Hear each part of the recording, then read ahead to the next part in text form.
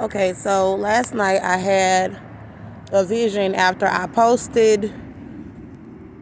Cynthia OLVERA told me that she was a child molester. And she said that she was raping my baby. Since they want to come through with these loud trucks, I'll repeat it again.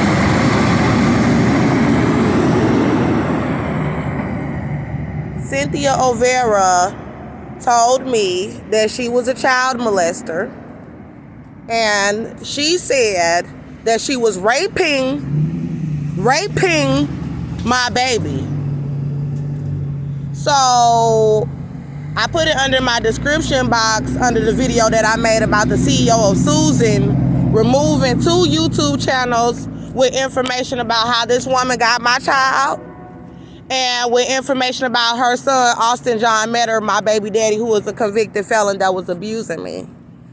And that's how they got my child.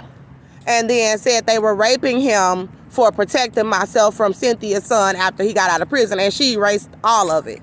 So I explained what was going on with them helping child molesters underneath the video.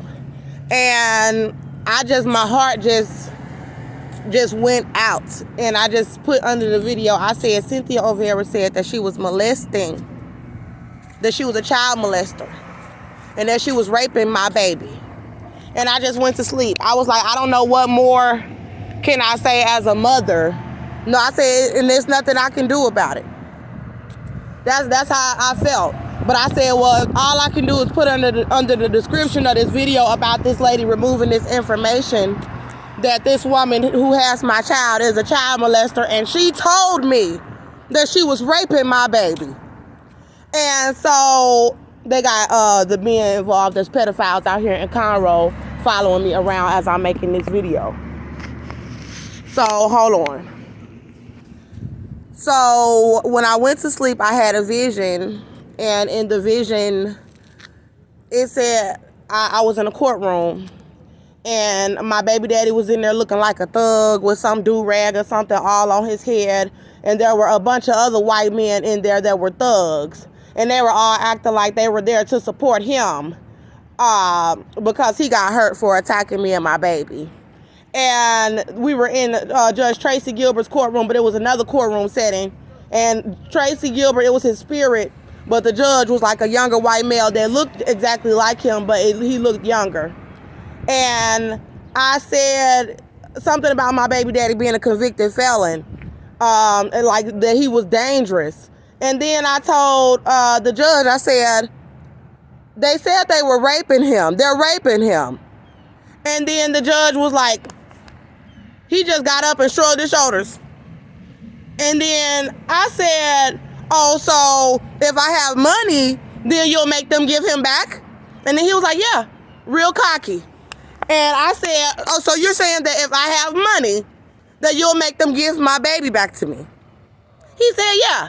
And then I said, I walked around towards him as he was getting up, trying to walk out of the courtroom, shrugging his shoulders, being real cocky. And I said, they can kill him. And he turned around and did like this and shrugged his shoulders again.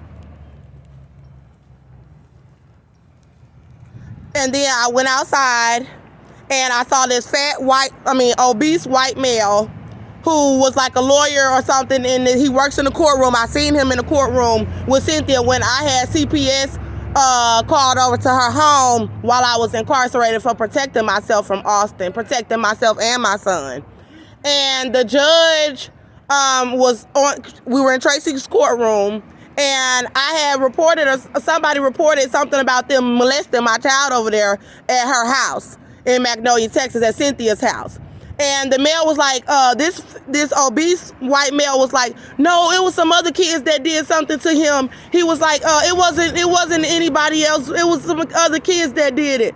And he was like trying to make up lies, but he wasn't speaking to me. He was speaking to other people in the courtroom, and I was there. And they were speaking as if I was not even there. And so they had this male in the vision, and he was outside on the phone talking to somebody, and he was talking about them sodomizing my baby and having him bent over as a toddler, sodomizing my child. And then he said, well, we don't want to give him back to the mother like that. And then he tried to walk off and hide from me as he was speaking. And then the Holy Spirit was like, put your phone up and go walk off and record what you just saw in this vision about them sodomizing your baby. And then this judge talking about he don't care. And then one of my friends from Atlanta was like, well, Andrea can get Section 8 housing for her and her baby. And she won't have to pay nothing but like $250 a month for rent if somebody will help her and that baby. And then I saw something about people trying to help me get a job. So y'all see they got these child molesters coming through trying to make a lot of noise while I'm putting out this information. And that's all I got to say.